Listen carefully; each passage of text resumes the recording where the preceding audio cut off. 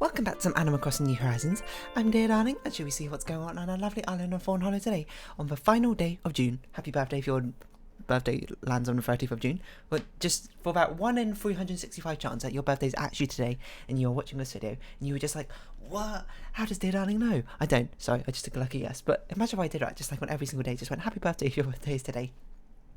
I suppose it would sort of lose all meaning after that point, but you know, the meaning to you that you grant from it and the first time you hear it, it's probably something special. But you know, if your birthday's like on the 20th of June or something, you had to wait an entire year of me saying happy birthday every single day to get around to your birthday. Probably, yeah, a little bit of a satiation for that sort of thing. But anyway, hello there everyone. Right now in Fawnhallow, it's 4:29 PM on Wednesday, June 30th, 2021. Nothing to really speak of today. Oh, something except for my hellos. Here's an interesting thought. The year is half over now. Did it go fast for you or slow? My goal for the second half of the year is to support you all and make sure you enjoy each and every day. Well then, Isabel signing off. It's a very noble goal, Isabel, and I feel like that's the one that you sort of brought through the first half of the year. Anyway, so you know, just keep on doing what you're doing, Isabel. You're doing it well. It's very heavy rain. Is this heavy rain? Not the what was the company who made it? I don't know. The David Cage game back in 2008. I can't remember. Which is certainly something very interesting. Apologies in advance. I had a weird dream about you last night, but I wanted to give you this. But now I'm writing this letter, I realise it doesn't make sense. Well, here's an umbrella. It made sense in my dream. Stay dry, Raymond. Honestly, Raymond? That's astonishing timing, because it's such heavy rain today. This looks like it's heavier rain than normal. I don't know if I'm actually going crazy or not, but we might as well use the umbrella that Raymond gave us. And I wish the villagers commented on it, which we might do, I don't know. Actually, now I think about it, but... What's up, Jakey? What should we talk about today? That's always a good question. What sort of topics come up? Nothing, like, amazingly interesting in the news, I don't think. Well, I mean... What I mean... by that is gaming news. There's always stuff going on around in the world, but not always particularly appropriate to dub over an Animal Crossing video, nor would I be willing to share my ignorant opinions. I shouldn't say ignorant as in like bigoted. I mean ignorant as in like it's like, oh, something's going on in a financial like stock market side of the world. I was like, you know, like the GameStop stuff, for example. Like I know stuff about stocks. I know what shorting and stuff is. I don't know like how they organised it, nor and I know kind of about hedge funds, and I don't really know how the situation unfolds or predictions of what's going to happen in the future, so it'd just be me talking, being like, oh yeah, this kind of like happened, and it would not be very interesting. So yeah, let's perhaps refrain from that sort of conversation. Sahara is other stuff for today. Based. I am pretty sure this is heavier rain than normal. I could talk about Heavy Rainbow. That was a very amusing game which I've watched through like multiple playthroughs of. Heavy Rain, if you don't know, is created by David Cage. David Cage, who's had some serious allegations against him in recent times, so, you know, it's basically death to the artist sort of thing, disregard him. As I understand it, not very nice person, so, yeah, let's get that out of the way. His games, normally this is where I'd be like, but his games are amazing. No, his games are actually kind of bad. I shouldn't say they're bad, they're just, like, overly, very pretentious, I suppose, in certain aspects. But at the time, they were pretty good, at least to me. I suppose my much more narrow field of media, I suppose, I've consumed. So Heavy Rain came out in, I don't know if it's 2008, I'm actually just guessing it must be over 10 years old now or something. Which, at the time, it sounds so stupid to say, but at the time, I remember seeing it and being like, whoa, the graphics look so good, that's like lifelike. No, I don't want a small rug. No, I want to buy the other one, the large rug, please. I remember seeing it and I was like, this is lifelike. Anyway, the whole story, spoilers for like a 10-year-old game at this point, if you don't know, is it follows a dad called Ethan Mars, and who has a happy family. He's got 2 sons, got Jason and Sean, and a loving wife. He's like an architect. He works in, I don't remember where he works, but he's got like a nice house. His life's all going great until one day in the mall, was going shopping, he accidentally loses sight of his eldest son, Jason, which, you know, it happens sometimes.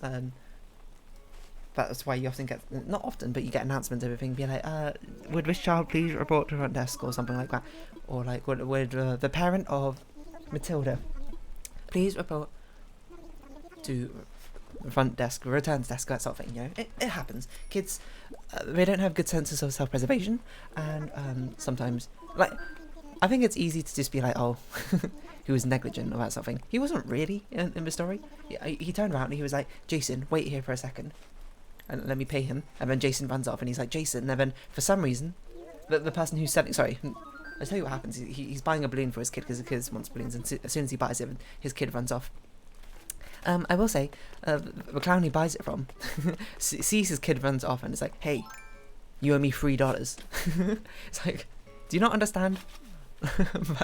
but you should probably just like, wait, let that parent go get his kid and then come back and get him.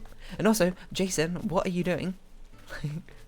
I know kids don't have much sense of a self-preservation, or necessarily they kind of do what they want. They kind of aren't always fully aware of the consequences of our actions. So just running off after getting a balloon is fun to them. So fair enough. But like Jason, just like chill. Your dad was like, wait a sec, just wait a sec. But so yeah, that's why David Cage games get such a bad rap, is because the plot ends up being very convoluted. In Quantic Dream, that's what my company's called. In many sort of ways, and it's just like everyone is not a nice person, or no one acts like a reasonable human being. So it's all just like, oh, huh? What's going on? And Heavy Rain being one of the first, is maybe the first David Cage game, I can't remember. It's not really any different from that sort of thing. So yeah, anyway, yeah, it's easy to just be like, oh yeah, Ethan's a horrible father, that sort of thing. How could he be so negligent?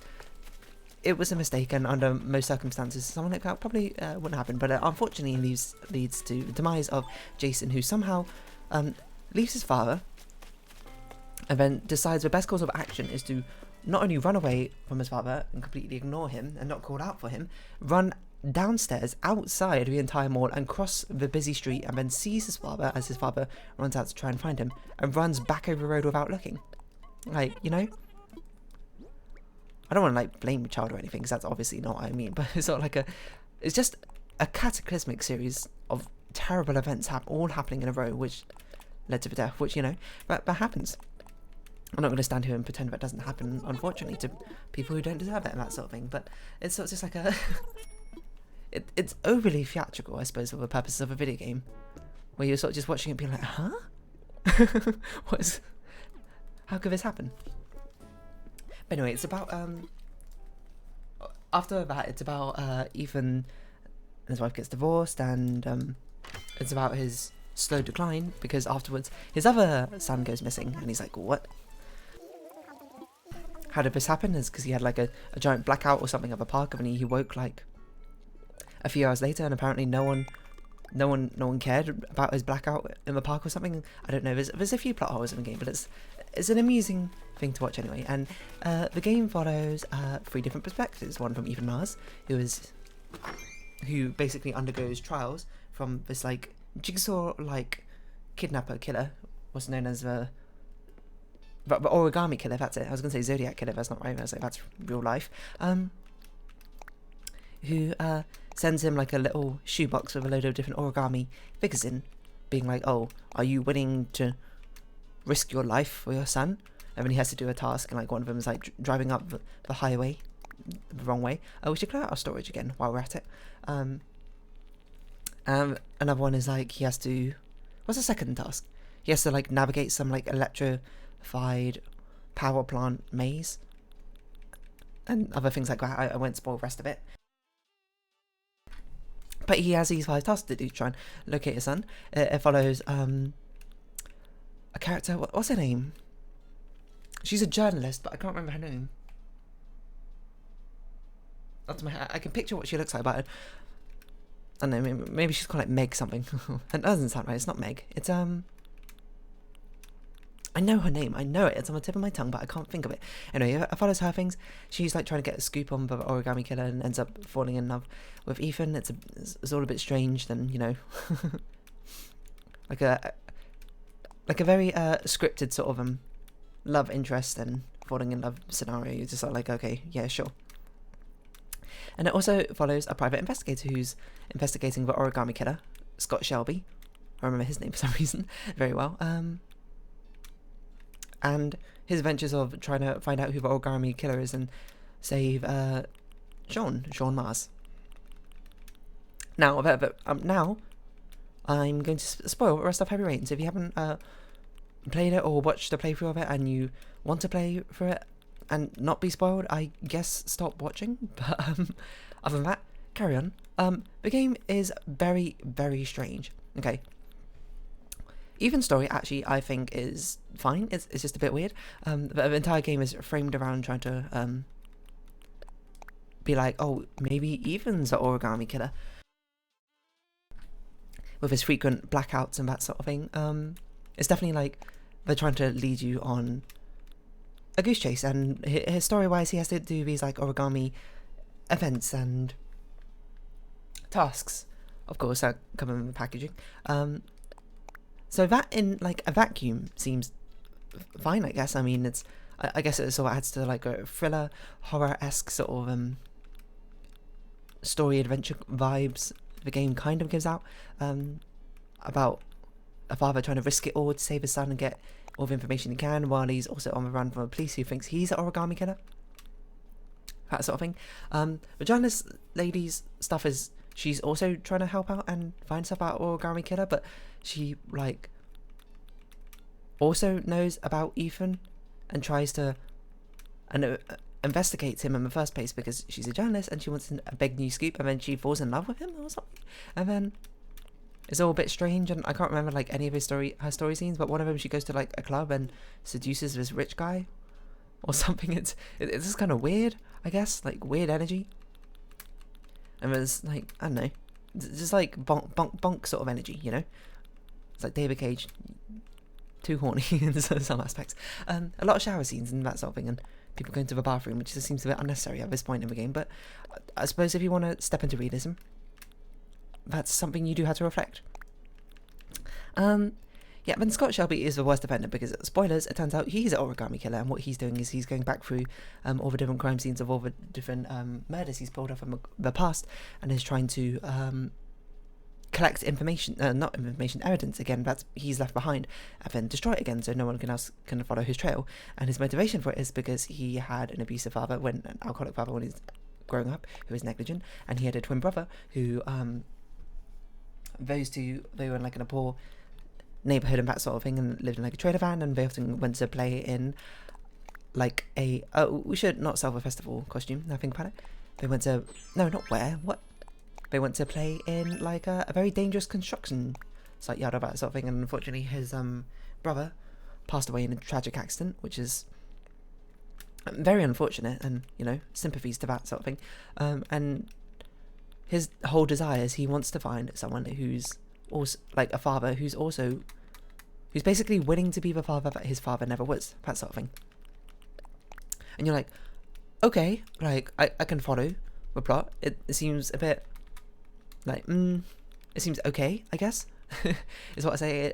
I'm not like an essayist about these sort of plot sort of things, but to me it sort of just sounds a bit like tropey, I guess would be the way I put it. And the motivation seems a bit convoluted, but it's like, I guess you can be like, oh, he's a psychopath, you know, that sort of thing. He's not really thinking through those sort of things, even though he's very measured and calculating, I suppose, during the entire story. So you're just like, okay, I guess, yeah, sure, we'll roll with it. But then it's just like, he's going back collecting evidence, which I don't know why he's doing it now necessarily, over murders through his past, which happened ages ago, and also why he's I suppose, like, I understand why he's doing it. I feel like there's better ways to do it rather than having to go back and to the scene of your crimes and that sort of thing and interact with the people you've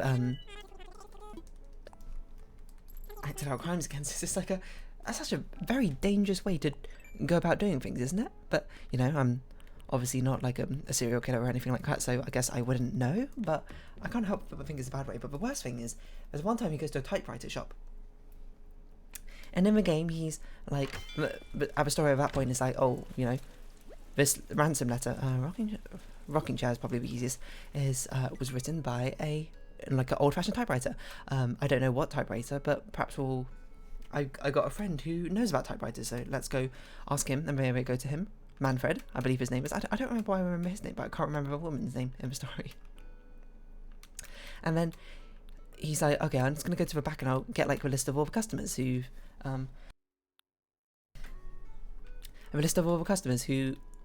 ever like got repairs on this model of typewriter. And then he goes to the back and he's like, oh, Manfred hasn't been out for a while. I wonder if he's okay. Oh, maybe we should check on him. And he goes to the back and he's like, oh, Manfred's been murdered. And the window's open. They must have been, they escaped through the window, that sort of thing. And then it's revealed later on that Scott Shelby is a killer and he killed Manfred and then framed it himself. Then went back to his partner in crime, Lauren, to be like, oh my god, Manfred's been murdered. We need to hide all the evidence, that sort of thing, and wipe all our fingerprints so we're not incriminated. It's like, what? You can't just do that. You can't just go into the game and just literally tell a lie and be like, oh yeah, you know, that's just how it was the entire time. You might go, ooh, unreliable narrator. Isn't that interesting? No, it's not. It's not framed at all. It feels like a twist plucked out of nowhere, kind of. Which is why it feels so unsatisfying in the end, and it's very confusing. And I suppose a lot of the criticisms of its plot. Well, I mean, there's lots of criticism towards its plot. That's definitely one sticking point, I suppose, towards it. It's just, yeah, it's strange. I suppose. I want to know what this woman's name is. I can't believe I can't remember. It's been Heavy Rain woman name. It's not Judy. Madison Page. I knew it. I just couldn't think of it. You know, jamais vu, as they say. Or was it presque vu? Sorry. Yeah, I remember at the time, especially, I was like, Heavy Rain is such a cool game. Look, it's got branching story paths, and you know, to that respect, it's true. But there's not many stories I think of that game which had actually quite as much branching paths as necessarily Heavy Rain did. Not everything in Heavy Rain, of course, had consequential actions, but it's not so much like Walking Dead by Telltale Games, where it's basically, ooh, the branches branch and then they converge again immediately afterwards. They just sort of they actually do branch. Like, you can get your characters killed off in early chapters, and that does have an effect in later chapters, because now, like, say, oh, I forgot, there's another perspective. There's an FBI agent, Norman Jaden, or whatever, who's got, like, he's just an FBI agent. He's just, like, on the police force on an investigation and trying to catch Ethan Mars, but he also doesn't, he later believes that Ethan Mars is not the origami killer, but he's trying to, like, work with the police force, who the police force is, like, all corrupt and comically corrupt, by the way. Like, one person on the police force, or the FBI, I should say, is just comically a villain, I suppose. He's just so unbelievably strange. It's like, how are you an adult? I guess is how I'd mention it. Sorry, I keep hitting right bumper every time I mute myself as well. I'm coughing because my throat's quite sore, I'll be honest. If I was his thing, Norman Jaden's kind of interesting, I suppose, which just makes it not fun to talk about in this aspect, but yeah. Norman, no, what was I saying? Something else I was going to say about Heavy Rain, but I can't remember what. It's just, oh no, yeah, it's a branching path things. Like, if you don't find information in previous chapter, it will affect you in the next chapter, and sometimes. And it's actually a pretty cool system, I suppose. I always like it when the things have noticeable effects. Like, if you can get Norman Jaden killed in a chapter, and suddenly you're out of luck with clues, and when you get to, like, the grand finale, you don't have Norman Jaden, so Ethan might have to go find him. Might have to go fight for Origami Killer, or maybe Madison does. Oh, you know what I think really annoyed me is, the whole point with Scott Shelby was trying to find a father who was willing to sacrifice everything for his son. So that's why he's been murdering all these children. He's been kidnapping their sons and then giving, like, the same tasks to the fathers, and seeing if the fathers are willing to do, like, these 5 tasks. One of them being, like, drive the wrong way up the highway at, like, reckless speeds. One of them is navigating this electrified maze and, like, crawling over broken glass, which is just horrific. 1, 2, 3, 4, 5, 6. One of them is he has to cut off, like, a little bit of his pinky, like a third of his finger or something, which is, you know, quite brutal, but alright. A 4th one is he has to kill someone, and the 5th one is he has to ingest poison, which will kill him in an hour. So it's just like, wow, jeez, that's a pretty horrific thing to do, but alright, I suppose that's the point. It's meant to be, like, horror-based, isn't it? Like, Jigsaw inspired, I suppose, like, from Saw, is all these very cruel sort of tasks in a very sort of demented, psychopathic way. But the thing is, with Ethan, is you can do all the tasks, and you can get get to the end, or you can do most of the tasks and get to the end and find the location of your son. And then Scott Shelby's like, he explains it all in his like villainous monologue, being like, I tried to find a father, blah blah blah blah blah, blah whatever. Who cares? And then like he's like, there you go, Sean's right there, and you can free him if you want. And then Ethan just like runs over and it's like, Sean. And he's like trying to break him out. Basically, he's like in this storm drain or something, and a locked storm drain. And basically, all the murders happen in like autumn or whatever, where rainfall is really high. So the child possibly drowns if you're not there to rescue him. And then, like as Ethan's rescuing him, Scott Shelby just pulls out a gun and attempts to shoot Ethan. It's like, what? Your whole motivation was you wanted to find a father who would be willing to sacrifice all these things for their son. You found one, and now you're gonna kill him. You're like, oh, I guess that's not good enough, or something. It's like, oh, you met all my expectations, and now I must kill you. Which is like, it takes away from the interestingness, I suppose, of a character. Because now the only justification is like, not only is he like deranged, he's like unbelievably unhinged, I suppose, is how you might say it. Like it was not even. I suppose it's kind of like what makes a villain good is that they have a logical reasoning behind it. You don't have to agree with it by any means, but you follow it. You go like, I see why you're coming from. Like, I know people often mention Doctor Doom from I don't know what universe he's in, Marvel, I guess. Is that right? I think so. As a interesting character, because his motivations are like he's seen the end of the world or something, and let me get this right. He thinks the only way to save the world is if he's like a dictator of the ruler of the entire universe or something. You know, you don't have to agree with him. You could be like, oh, you know, that's kind of goes against the notion of free will. And if you believe in free will, you can like, I don't really agree with that there. Nor that we can like, maybe we can change our fate and that sort of thing. That might not necessarily be the future which pans out. But, you know, you understand where he's coming from. You're like, okay, he's got convictions, he's got things which he abides by, and he's got motivation behind it. Scott Shelby is now just like, with that, like, attempted murder on Ethan, he's just like, what's your motivation anymore? I suppose. It's kind of all gone now, isn't it? You got your reasoning, and once faced with your reasoning, it's sort of gone. It turns into a sort of very sort of chaotic villain, I suppose. Like a Joker, just a chaotic force of evil. But it's meant to be without Batman. He's not really like a contrast, I suppose, to the main character. Yo, Wardy, what's your workout routine like? Yeah, I don't really have a workout routine. Yes. Seriously, you don't do anything? Then how do you look so buff? Hey, don't call me buff, call me trending. It's way different and tray cooler. Yes. I know what that means. Okay, yeah, you're looking real trending, Wardy. How do you do it? Based. Oh, but also, I reserve the right to change my mind. I could be trending today, but buff tomorrow.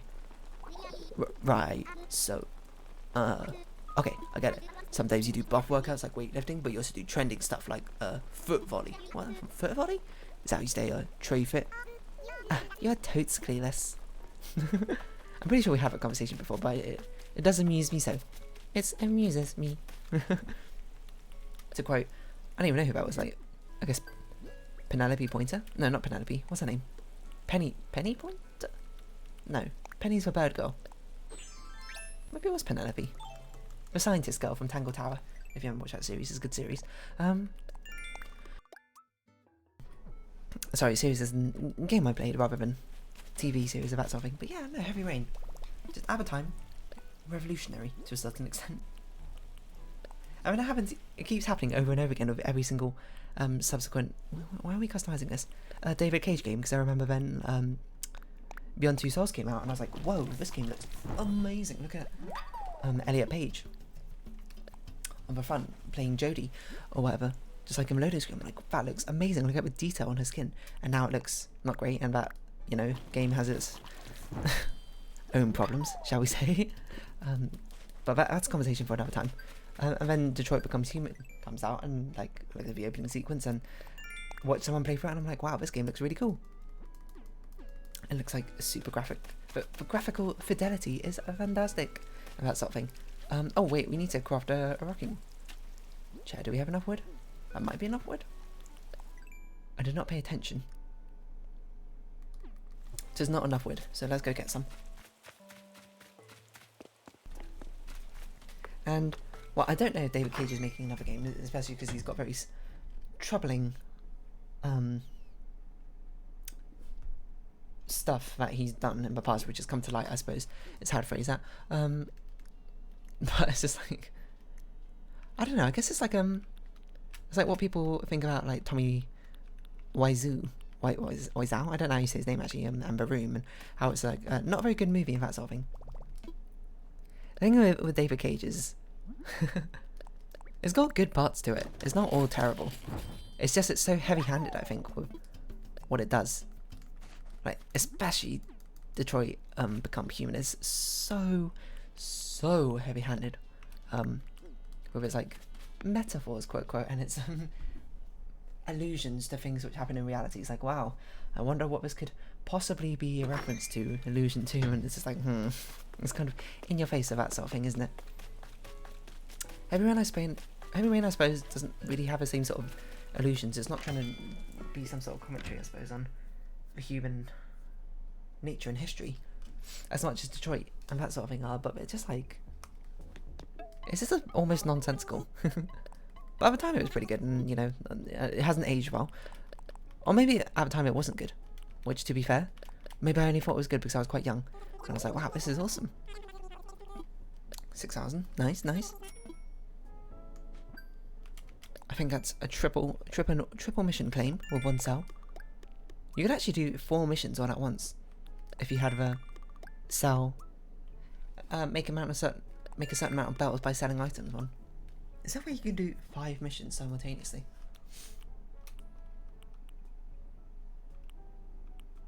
I guess if you do it during the Earth Day. Wait, what was this? Diving beetle. That's plausible. Because I think during the Earth Day missions, there were missions to sell weeds, maybe? So if you do that one and sell weeds at the same time, you could get 5 missions done all at once. And apart from that, I guess 4 is the most you can do, huh? But yeah. Heavy Rain's it's an interesting thing. Go watch a playthrough of it if you're curious about that sort of thing, and maybe play through it yourself if you like those sort of games. It has much of a reputation with many of the David Cage games of basically just being an interactive movie rather than a video game, which is fine in some aspects. I mean, visual novels as a genre, I do like those sort of story-driven sort of games, but I guess it's the substance in the story is very strange. It's probably the way I'd put it. Now, mind you, I'm not like an art critic of that sort of thing, so perhaps it's a bit hypocritical for me to really be commenting on that sort of thing while I'm not qualified really to talk about it, but it's sort of like the general consensus, I suppose. That could be a black bass, so let's catch it, and that's certainly a diving beetle. So we might as well catch it for the mission points, because catching specific bugs and fish are very good missions, or worth a good amount of points, you know. I think this is big enough to be a black bass. It doesn't have any pull on it. Never mind. What do I know? Let's just quickly grab this diving beetle, because we need to hop over. Luckily the diving beetle doesn't get spooked away though. No. There we go. When you hop over it and run over it. But yeah, I mean, there's a lot of like story-based games of that sort of thing. And I guess it's good in certain senses, right? You know, it's interesting to see, but really it boils down to some very strange games, and you know, this Heavy Rain just reminded me of it. I don't know, it's got a lot of plot holes. Someone's probably done a better analysis of that sort of thing, but I'm just sort of making you aware of it. I think we'll have this episode off here because I basically have nothing to talk about. Oh, we should give out gifts. Okay, maybe if we go quickly looking at Claude and Biscuit's house, we'll see if we can give out gifts. But yeah, am I ever going to play Heavy Rain? No. I've watched a playthrough of it like 3 different times, I think. Like, I've watched Northern Blind play it, I think I watched Far From Subtle play it, I've watched this really old YouTuber Claude, like Cloud8745 play it. I wonder if they're still making videos and that sort of thing. Weird to think about. Why don't I look? I don't know what happened to him. I know, not obviously Northern Line's still making videos, and far from Sassawai, I don't see all of them. Let's see. xCloud 8745? Magatsu Cloud. Is this who you are now? Max 300 Freak.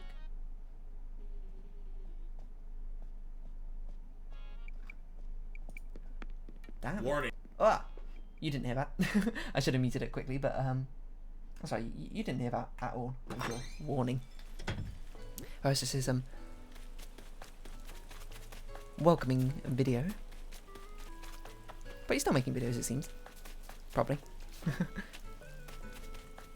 Yeah, I mean, I've watched playthroughs of it multiple times, so, you know, it's kind of more than enough at this point. Only so much David Cage you can take in one lifetime. But yeah, I wonder if Quantic Dream are still making games then. Probably like without David Cage's leadership, and hopefully they can actually make their colours fly, because they got some really good like graphical stuff going on. Quantic Dream, and maybe we can get some like story writers on board or something. Oh, Fahrenheit, I forgot about Fahrenheit. That's just an absolutely nonsensical thing. Quantic Dream. Let's see, what's going on? Hostile workplace allegations, that's what happened. The verdict will be given on July 8th, 2021. That's actually pretty soon. Fair enough. I don't know if there's another game coming, but it'd be interesting to see. Perhaps under different leadership, or maybe they'll rename themselves. I don't really know how it works in this sort of business. But here you go, Biscuit. Have a fossil. It's a garden tank. As we slowly befriend you two, so we can get a lovely little photo from you two. But yeah, I guess that's my piece on Heavy Rain. It's not most well constructed for soapbox and that sort of thing, but this rain is heavy. And it just reminded me of it. Is it getting lighter?